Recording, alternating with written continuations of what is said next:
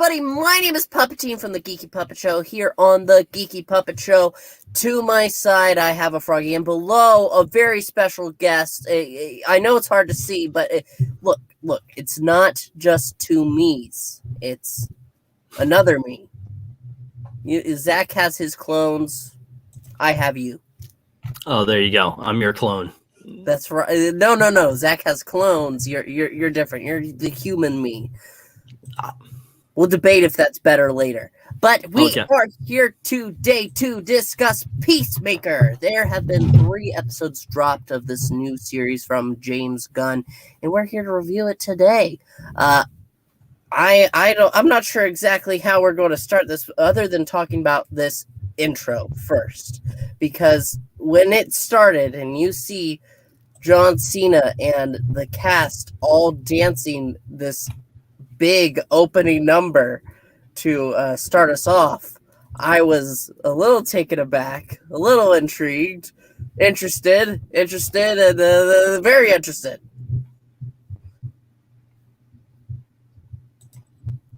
Okay. Froggy? Oh, I'm sorry. I was waiting for my introduction. I already gave it to you. No, 3, 2, 1. He has to go ahead and fuel himself. It's Frog on Comics. What's going on? Well, yes, we are here to discuss Peacemaker. I don't know if you were listening. Peacemaker? No, Peacemaker. Oh. Not Peacemaker. We're not talking about Englantine's heart. That's cool, bro. He's got a heart of gold. That's why I'm having a heart attack. That's talking right. puppets. You're talking to puppets. If you aren't having a heart attack, you don't have any good. We don't exist. We're all in your mind. But yes, we're discussing the first big explosive opening with the fireworks and the Peacemaker behind him, much like it's behind Englantine's head right there. Okay. And no words. I know that it was pure cringe. Froggy is on the opposite end of my spectrum here, because I am really enjoying the show. But oh, absolutely. The opening is fantastic. It was absolutely exactly what this show needed.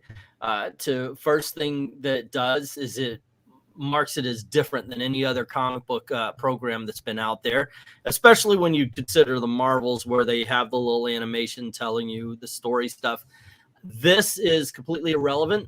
The fact that everybody is looking 100% serious while they're doing the most ridiculous of dance moves tells you exactly what kind of show you're going to get. This opening is it's iconic, in my opinion. I loved it. I loved it straight out the gate. Of course, I've seen it being brought out on the Twitter, and everybody's like, oh, this is too cringe. It's too bad. Nah, you're just not getting it. I'm going to say that right there.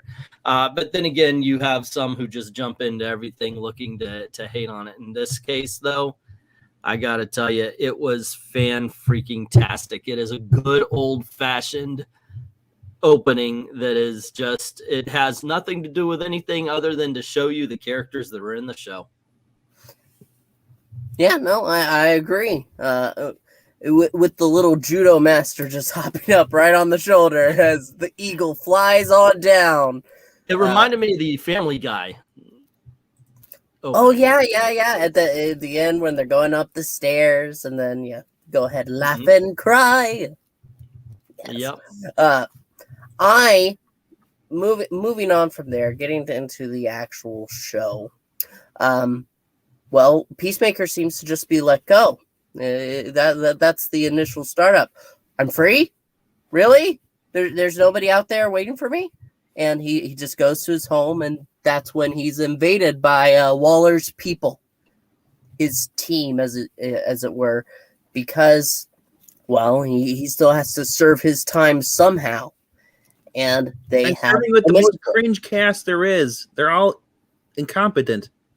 Wait, why? Okay, hold on. You say cringe. Explain why cringe. We got a Waller's daughter who's basically was there. She's the token black girl. pretty much. Okay, hold on. Why is she a token black girl and not like the token new person or the introduction as far as she's introduced as the overweight black lesbian, right? Okay, away. It never once did the fact that she was overweight get brought up. So why is overweight a main part of her character to make her cringe? She's annoying. You used the word cringe. So what is it about? Like, her weight is never brought into the into the equation. It's never brought into the story. So what is it about her weight that pretty much the wall made her cringe? As a matter of fact, she resembles Amanda Waller in the comics more than even. Exactly. That's my problem. Why is she bigger than a Waller? Waller is supposed to be the wall in the comics. She is a Waller. But the thing is I mean, but you say it's cringe because she's bigger than Amanda Waller. Her personality, her character is boring. Well, okay, now that at least is something. You find her character boring. She's the introduction. She's the character that allows the audience in.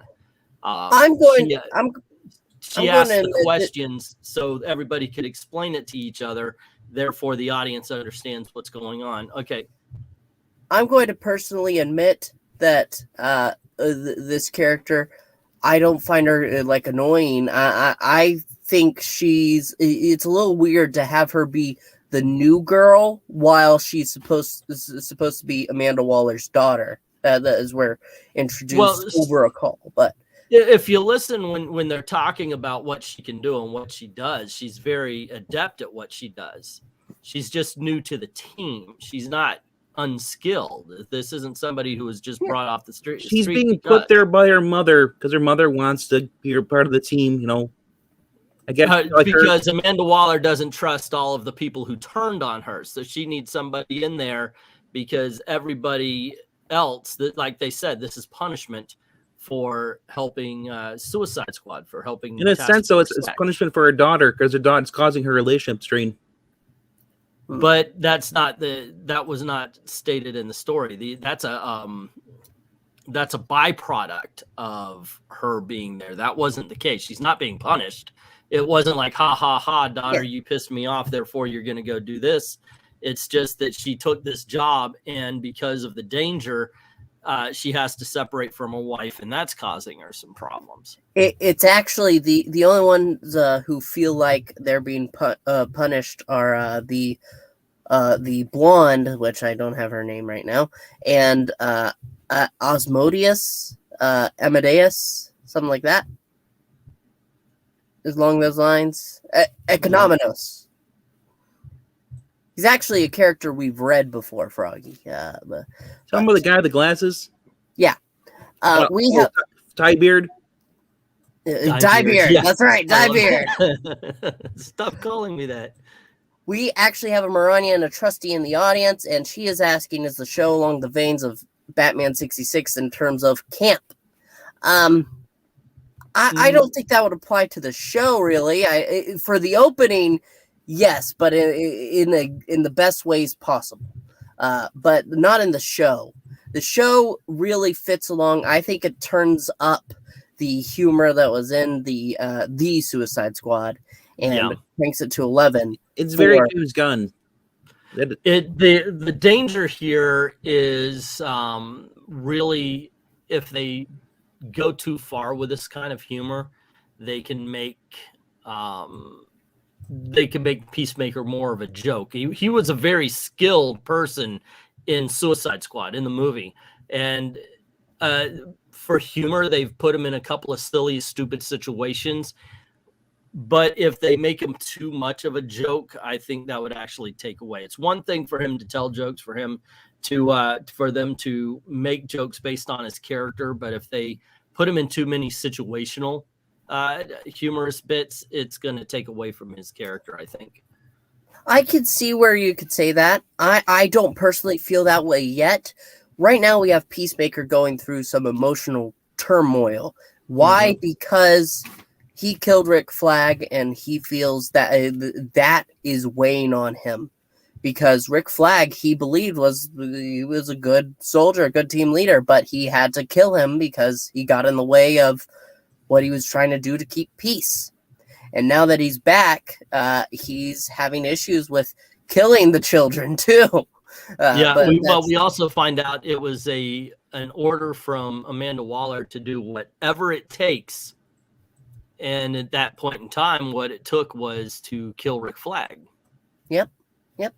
And that's part of his personal vow that he reveals, and that actually leads me to what one of my favorite new characters, played by Robert Patrick, is Peacemaker's father. He's the best character on the show. Well, I don't know about that, but he is certainly something. And he ultimately, we get Peacemaker coming back for his pet eagle that he has. He has a pet eagle. Eagly. That's my favorite character on the show. Mine too, Eagly right there. And look, I'm being hugged by an eagle. Dad, get a picture. Yeah, that was great. I've got to tell you, I really like the eagle. He's freaking funny as heck. But Robert Patrick, it turns out, was the one who trained his son to be who he is, and is responsible for all of his gear, all of his helmets, legacy beacons. Mm-hmm. The fact that we learned that there's powers to the helmets. Yeah, I didn't know that. But you find out, well, this one has a shield, this one has a sonic boom, this one they're like Iron Man armors. Instead of I'm surprised he doesn't combine all in the one helmet. Yes, that was a interesting little twist. And then later, because John Cena, Peacemaker sleeps with one of these butterflies, which they're supposed to be attacking, destroying, as it were. To be fair, he was feeling down in the dumps. He went to a bar, saw a girl with the 80s hairdo, took her home. Yes. And they listened to some music. For those who are thinking that it's going to be child friendly, I wouldn't let your kids watch it, especially when there's no topless nudity in here. He slapped the meat. Yeah, it was not good. No, you don't want your kids anywhere near this. Not to mention, well, if you're a girl who likes John Cena, this is show's for you because you get to see his package a lot. You get to see a lot of John Cena in this. More than I wanted. The guy is overly muscled. I always thought that women are kind of just fooling around when they go, I don't like a guy with too many muscles. I'm looking at him going, okay, so that's what you guys mean when you say that. When he's in his tighty whities, and by the way, I love the fact that they include a band called London Choir Boys in all this. But when he's in his tighty whities dancing around the London Choir Boys, I thought, this is a bit much. But I kind of dug it. I kind of dug the music, the fact that the girl had the 1980s female mullet. I like the camp elements of this particular show. Yeah, especially when we learn what butterflies are in the third episode. Now I'm fully disgusted. Yes, but I was going to go around to that sonic boom helmet we were talking about comes into play because that's how he ends up defeating her after she tries to kill him because after she basically kicks his ass. Mm-hmm. She does, and but he gets a few good hits there too. He wasn't expecting her to be as strong as she was, and he's also fighting her in his tidy whities. Yes, but Economist, something like that. He ends up framing somebody else for they're supposed to change the registration for the car, and he panicked, and Joe's Peacemaker's dad, which is a bad move. I think it'll come to play, bite them in the back later on. Yes, and it ends up getting Peacemaker's dad locked away, and he gets taken to prison, and that's when suddenly he tells this young black man that's sitting on the bench to move. That's his seat, and a bunch of people start popping up at the sides, and the guy is understandably going, I'm not doing all this for us. I'm not dying over a seat. He gets up, he moves, and we see Peacemaker's dad take a seat, and that's when they start hailing him as the White Dragon. And so he is Prison Hitler. Prison Hitler. Which goes into the fact that a lot of people already believe Peacemaker's a racist. So there might be something to it because of his upbringing. Yeah. It doesn't help when your dad is Prison Hitler. Also, no. You're glossing over the fact that the janitor said you're racist. You kill a lot of brown people. You don't kill. He's like, and basically he said, he's like, yeah, I John Cena, Peacemaker, whatever, says, yeah, I kill white people too. He's like, yeah, but not so much. Yeah, well, that's part of the thing. It might be one of those things where he doesn't think he is because he's not as bad as his dad, but he's got those. He's got that upbringing, so something might be there because of who he came from. Well, So remember his whole quoted saying, "For peace, I'll kill men, women, and children." But we find out that that's not true. Yeah, because now he doesn't want to kill the children, even when they have giant worm-like things sticking out of their mouths to drink their special soup. Yeah, yes, all throughout we're told they're being they're chasing something called butterflies, and he keeps asking, "What are butterflies? What are butterflies?" And at one point, I'm thinking they make it seem like a butterfly is somebody with superpowers, but then you come to find out that no, they're kind of actual butterflies. They're aliens. So we get that going on here. So they're trying to stop an alien invasion of some. It seems like they're butterflies that crawl inside your head or something like that, and then just take control of you. Yeah, that's what it would seem, because when the butterfly at the end, because ultimately the senator's family does get killed, but not by Peacemaker because he couldn't take the shot. A vigilante who stole the show. Vigilante came in and he was like, "Hey, move over." Vigilante was a pretty good character in this. He does look a little scrawny though. I got kick-ass vibes. Yeah, but I think that's supposed to be how he is in this show. He's definitely better than his Arrow counterpart. Yeah, there was no personality in the Vigilante and Arrow. No, but here he's definitely got one. And he one of my favorite scenes of this show is in that last episode. Whenever the senator's family is all dead and the senator and Judo Master, because Judo Master's in this, they end up taking Vigilante and Peacemaker into this secret cave base that they've got, and the senator says, I'm going to get these answers from you one way or another, and his way of doing it was by electrifying Vigilante's crotch, but Peacemaker wouldn't say anything. You don't have to worry about that. Yeah, because according to the senator, who is of course an alien, he heard or thinks that humans are empathetic a lot. So by attacking, he tortures Peacemaker by attacking Vigilante, and doesn't quite work out for the Vigilante. No. And then he says, "Fine, we're going to do something more permanent," and starts trying to hack off his pinky toe. Right. Well, poor Vigilante, he's taking the brunt of this, and because he doesn't uses a dull blade, he's got to cut instead of cutting through the toe in once. He's sitting there sawing it. Why won't it go through? Oh, that was so freaking funny. But yeah, no, that's the big reveal. I felt a little cheated because each episode kept getting shorter. The first one, I believe, was upwards towards 50 minutes. The next one was just at that 49-minute mark. This episode was 48 minutes.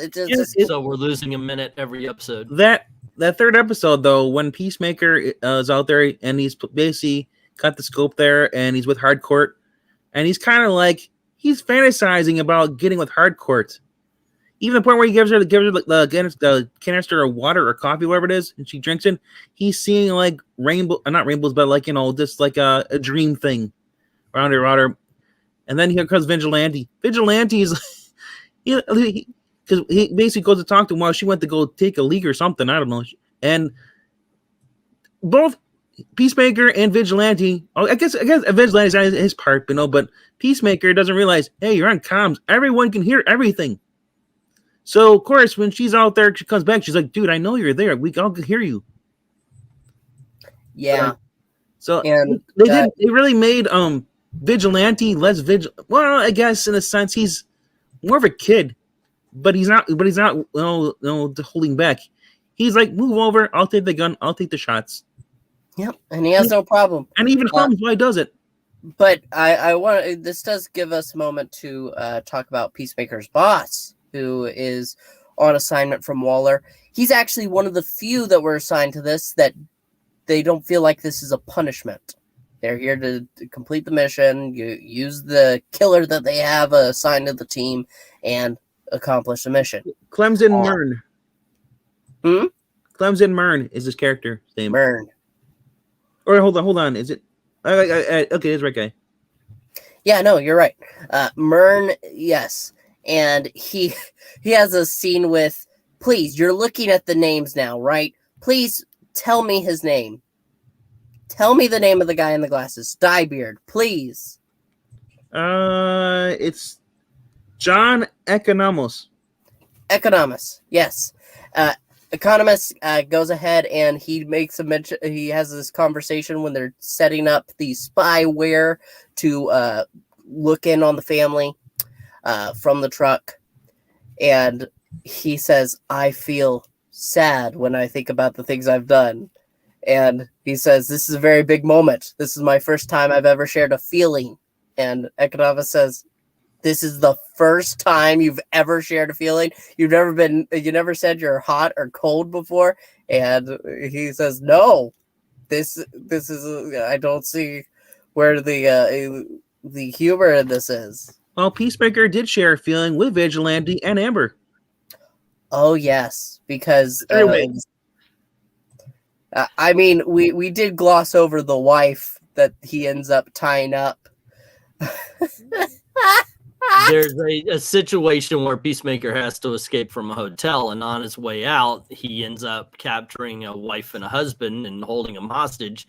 And the wife shows interest in the Peacemaker. Yeah, comes into play a little bit later in the show when we find out there was been a three-way between her, the Peacemaker, and the Vigilante, which has one of the greatest lines in the show when they light up a doobie and he says, "I can't believe they made this stuff legal.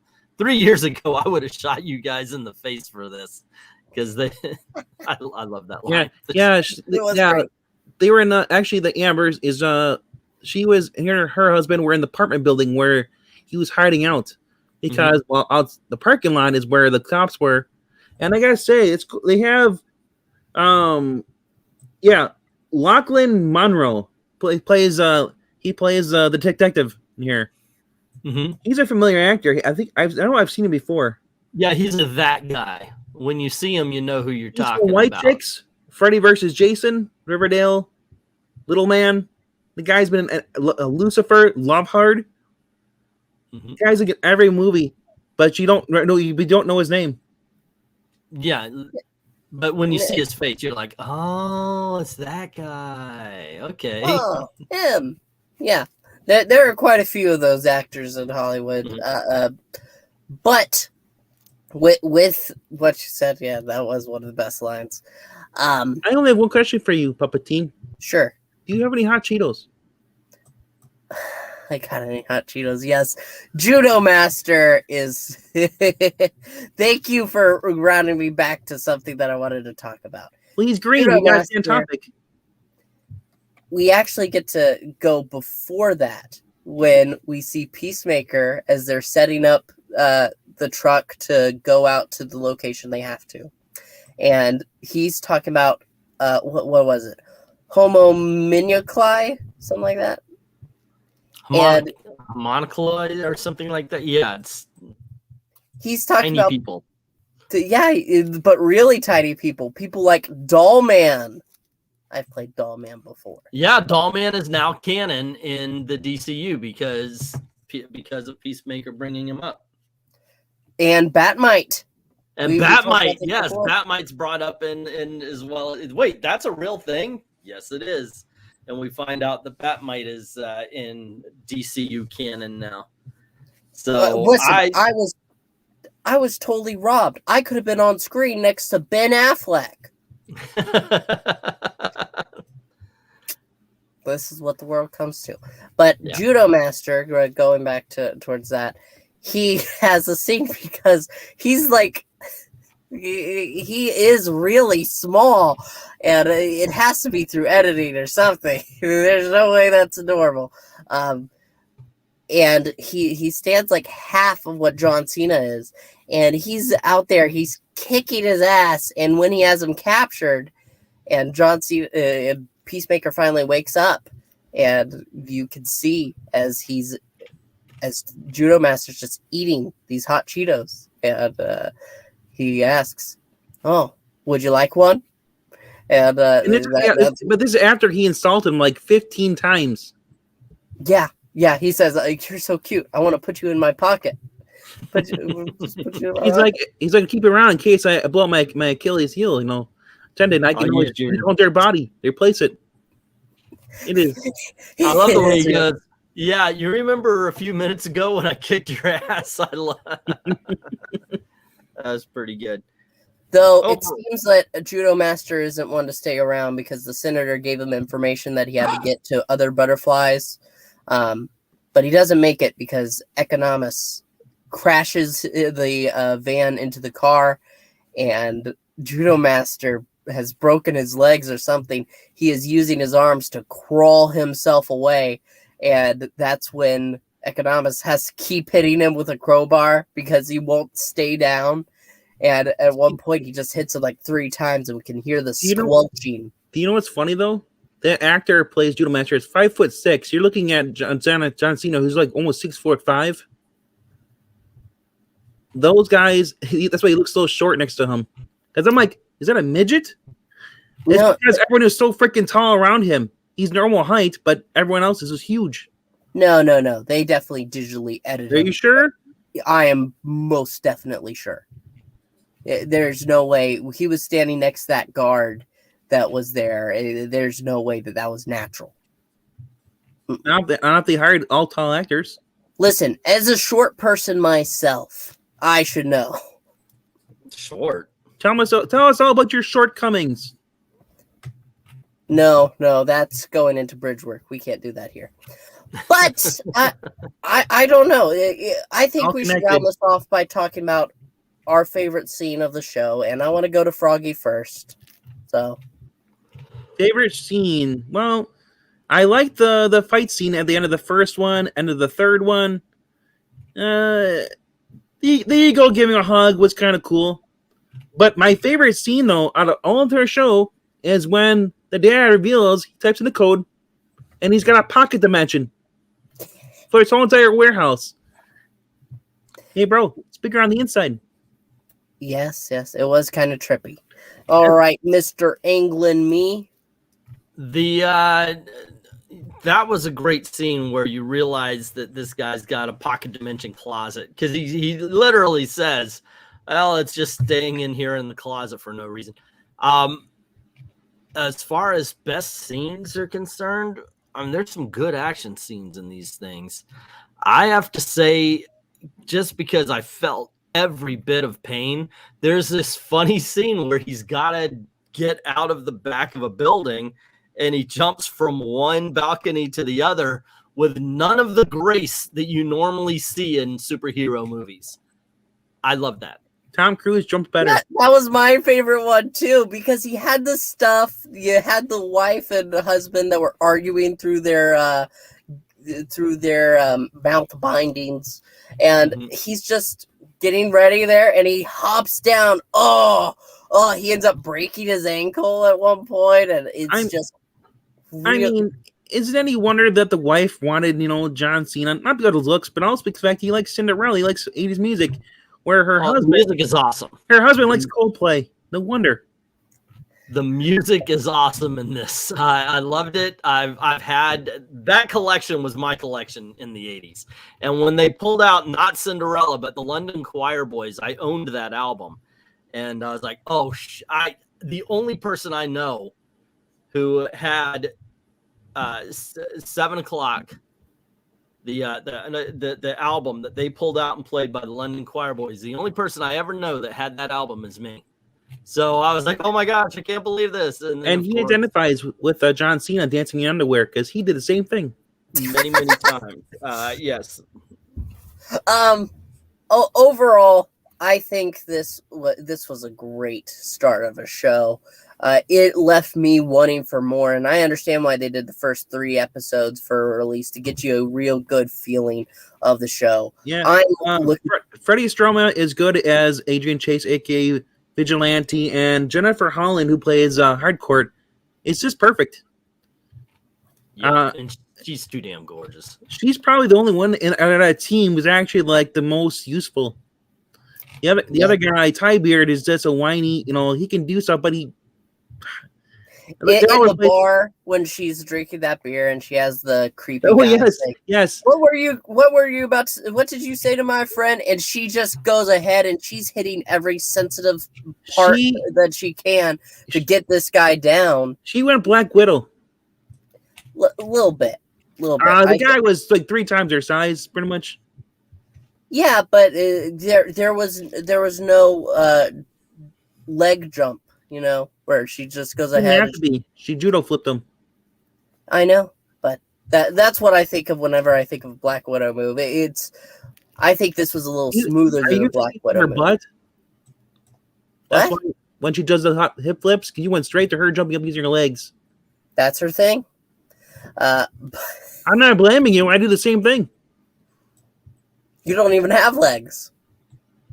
I'm looking at her legs. What do I need my legs for? Oh no.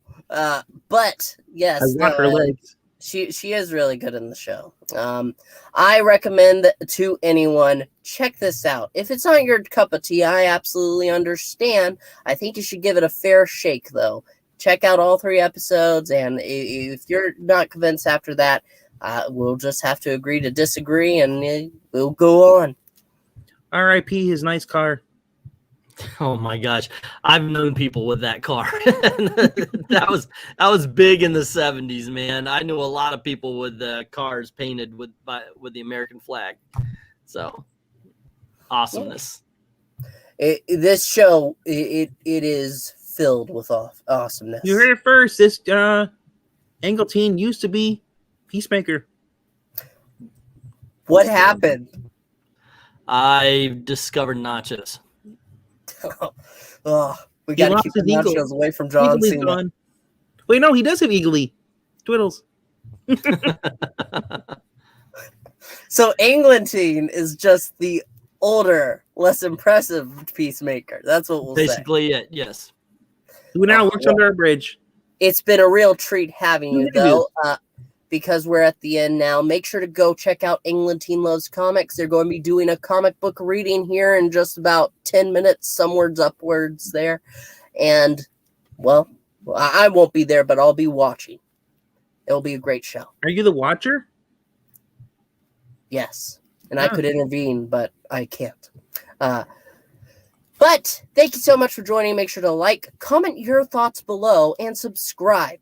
We will see you next time here on the Geeky Pup Show. Should be something up later tonight. And that's all, folks. So, bye! And remember, they eat Angletons because Joe is closed today.